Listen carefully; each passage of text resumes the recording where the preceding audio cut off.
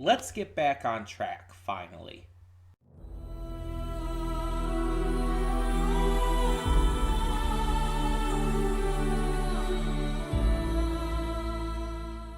Hey everyone, welcome to Princess Gay. I'm your host Connie, and today we are here with episode 2 of Tangled the series.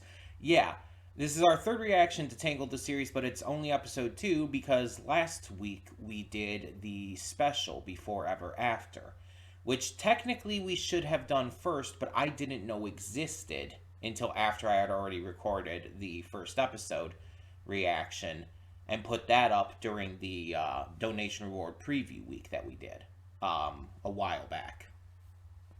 I was told at that time, it's like, oh wait, there's supposed to be a special you're supposed to watch first. And it's like, I didn't know that. No one told me. So I did the first episode, then I did the special, and now I'm doing episode 2. So what I remember from episode 1 was pretty much just a follow-up to the special, just, you know, kind of going over everything that happened with Rapunzel having, you know, gotten her hair back and vying for freedom and everything. And we met this inventor kid who is voiced by Jeremy Jordan, by the way, same voice actor as Lucifer in Has Been Hotel. So a little fun fact for you there. We met him and just we're starting to kind of build things up a little more with what our group is going to be. We have Cassandra, I think her name is, as well. And of course, we have Eugene. And yeah, it was a good start, but there was context of things that I was missing because I didn't see the special originally. But we saw the special last week, and it was good. I mean, it wasn't perfect. The villain in it was honestly super underwhelming. But overall, I did enjoy it. I very much did enjoy the special. And it very much bridged the gap between the movie and the series. It felt like a proper bridge between the two, while still feeling very much like the movie. Like, the vibe is still pretty much the same as what you would expect. And that's good. I'm very glad about that. And I mentioned this in the special reaction last week, but I'm very happy that we do have our main cast back. That we do still have Mandy Moore and Zachary Levi, because they do a fantastic job with these roles. And on top of that, we also now have Clancy Brown as the king. And I don't think he spoke at all in the first episode, because I don't remember Clancy Brown voicing him before. But I did bring that up last week in the special, because he very much spoke in that. And it's like, oh shit, Clancy Brown. Clancy Brown's been in a lot of things. The big one for me is Detroit Become Human, but a lot of people obviously will always hear him as Mr. Krabs. But yeah, he's done a lot. I think he was also one of the Lex Luthors. Like, I think maybe Superman the Animated Series. I think. Yeah. Maybe? I don't know. But he's done a lot. And so it's cool hearing him in that. And just really excited to see where this goes. Because right now they're setting up a lot with what the special showed us with the spikes that, you know, were growing out from where the flower was originally found. On top of that, they caused, obviously, Rapunzel's hair to grow back, which not really normal. And even less normal, it's now indestructible. Which, you know, might cause some problems. Because it means she can't just cut it off like she did before. So yeah, again, very curious to see what they do with all of this. With the lore, with the characters. I'm I'm not sure if this series is going to be episodic. It feels like it could be, but it also feels like it could very much have an ongoing plot. So maybe it'll kind of combine those. Maybe it'll kind of do like a little bit of both, sort of like something like, I don't know, Owl House or Amphibia. But I've heard a lot of good things about this series. I talked about this, I believe, in the first episode reaction, and maybe last week as well in the special reaction. But I've heard a lot of people praise this series. A lot of people praise the music in it specifically, the character work, the writing. So there's a lot to look forward to. Um, Basically, with all of the various like shows that came from Disney movies, people pretty much universally agree this is the best one, which is pretty high praise and is saying something. So let's just see what we have in store and hope that they're right, you know? At least based on my opinion. Because my opinion might be different, but let's hope that they align. That being said, when the screen fades to black, pause this redirect and go to the description below. Follow the link to the reaction, and after you watch it, come back here to the redirect and resume play. Because after it fades to black and then fades back in, everything from that point forward will be my afterthoughts and will contain spoilers to the episode. So, that being said, thank you so much for tuning in, and I will see you at the reaction. And we are back, and we'll begin with spoilers in 3, 2, 1, now. So this episode pretty much amounts to nothing, right?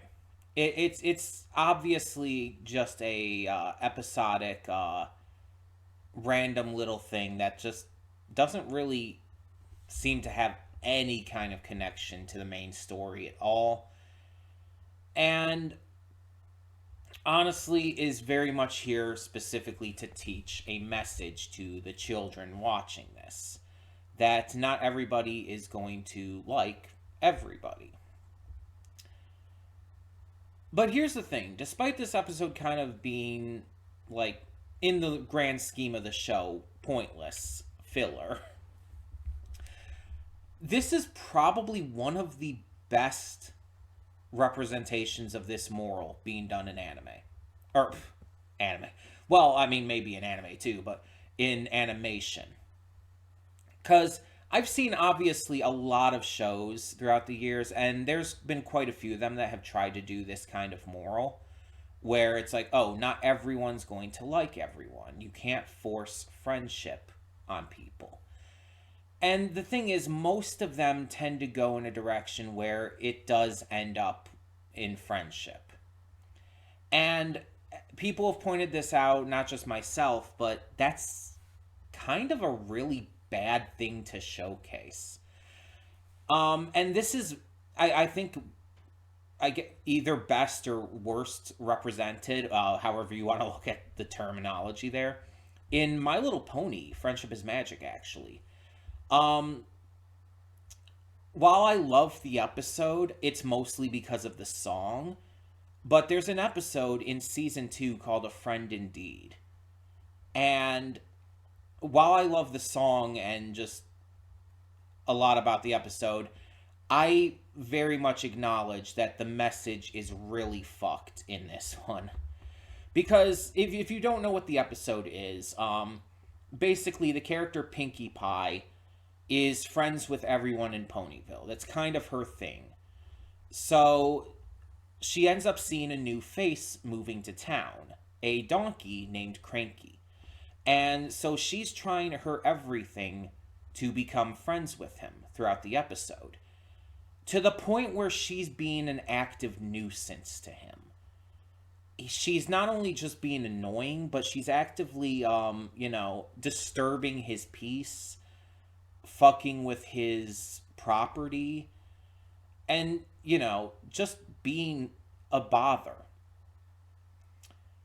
And the problem with this episode is it does try to go with the entire not everyone can be a friend thing at first. Like, I think even Twilight kind of, expels that knowledge herself. I think Pinkie actually goes to her for, help, trying to figure out why he won't be her friend. And Twilight's like, well, not everyone's going to be your friend, Pinkie. It's like, you still have a lot of other friends here. He's just not going to be one of them. And Pinkie's like, oh, no, I got to try again and try harder. And the thing is, it pays off. Her persistence pays off, and she does become friends with him. Not in the same way that she's friends with everyone else. Their friendship is definitely different. But she does become friends with him. And the way that it happens is nice and sweet. She reintroduces him to his childhood sweetheart. And, the two fall in love with each other again. It's sweet, it's cute. But the problem is, it forces this idea that you can force people to be your friend. That you can, if you keep pushing and keep being a nuisance and keep, forcing yourself into their life, they will just accept you eventually. And that is an extremely toxic idea. And I'm so happy that this episode didn't go that route. I am very happy that this episode ended with Rapunzel and Monty not being friends. Like, it's very clear that Monty, likes her more than he lets on. It's very clear that he appreciated what she did for him. But I also like that they didn't become friends, that they still just don't like each other. I think that's important to show that not everybody's going to connect in that way, and not everybody's going to agree with each other and their decisions and their motivations and everything. And we find out by the end that Monty's entire reason for hating Rapunzel is that he's a traditionalist. He doesn't like change. And even after he admits that it's like, okay, I might have been actually wrong about that. Change might not be so bad. But he still says, I still don't like you. And I'm allowed to not like you. And Rapunzel's like, okay, that's fine. I don't like you either. And that's, fair. That's going to happen. Not everybody's going to be friends. Not everybody's going to click. Not everyone's going to like each other. It doesn't mean you have to be like a dick or like just terrible to each other, but you don't have to like each other either. I've met a lot of people in my life who I just didn't click with and didn't become friends with. Not because I hated them necessarily, but I just didn't like them for one reason or another. And that's perfectly okay. And it's something that I think is really good to teach to kids. Because kids tend to be a lot more friendly and open towards people. So when they find people that they don't click with, it's like they really need to understand that they can't try to force the friendship because, they want to have friends. They want to have more friends and want to have people spend time and play with them and stuff. It's important to know and everything. So yeah, I really like it when shows do this kind of stuff and do it right like this. The rest of the stuff with the episode, the gopher grab and the dim versus bim berries, all of that stuff, it's like I really couldn't care less about.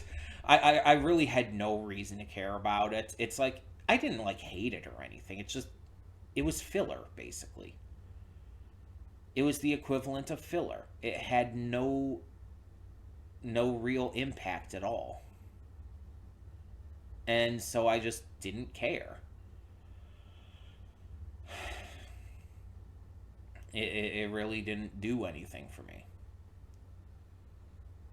So, yeah, this episode was mainly just, clearly an episodic, little goofy thing.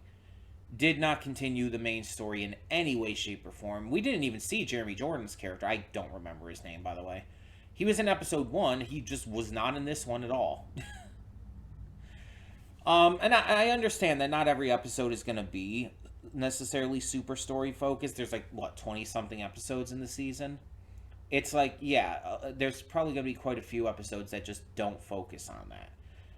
But like I said in the pre-thoughts, I'm thinking it's probably going to be something similar to shows like Owl House, Amphibia, etc., where it's like, oh yeah, a lot of it's episodic, but then it starts to get into the story-related stuff, and it does both. So I gotta understand that a lot of this stuff that is going to be episodic is probably going to be a little more generic, for lack of a better word, because they're trying to fit like episodic stuff into a property that already exists and by its nature is not normally episodic. So yeah, it wasn't bad though. Oh, also I looked up the voice actor for Monty, Richard Kind. We actually just saw him in a reaction we did semi recently. The Monk movie, Monk the movie, the Last Case, whatever it was called. Yeah, he was the funeral director twins in that. So really fun fact there. He also did quite a few different voices and stuff. Let me get that back up here. Um, he did various voice roles, such as he was Tom in the Tom and Jerry movie from 1992. You know, the one that people are very divisive on, but I actually have a very soft spot for. Da, da, da, da, da. He was in the 2004 Garfield movie. He was he was in Toy Story 3 as Bookworm. He was in the Cars movies as Van. There was something else specifically that I saw when looking him up, and I'm trying to find it here. Oh, he was in Tick Tick Boom, if you've ever seen that movie. Let's go to shows. For shows, he was in Lloyd in Space. That's a fun callback. Oh, he was Frugal Lucre in Kim Possible. So there's a big one for you. Kim Possible was something I watched all the time growing up. Apparently he's in American Dad, but who cares about that? Never got into that. For obvious reasons. He was in an episode of Phineas and Ferb as an executive, for as much as that means. He was in that Randy Cunningham ninth grade ninja show. I saw like a little bit of that here and there, but never really watched it actively. Elena of Avalor. Well, there's Tangled the series. Apparently he's in Big Mouth, which, yeah, just not into.